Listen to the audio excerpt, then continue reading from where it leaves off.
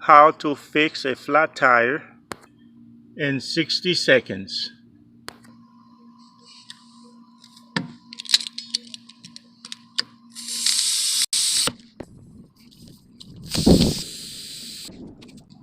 First, you make the hole bigger, and then also you clean it up.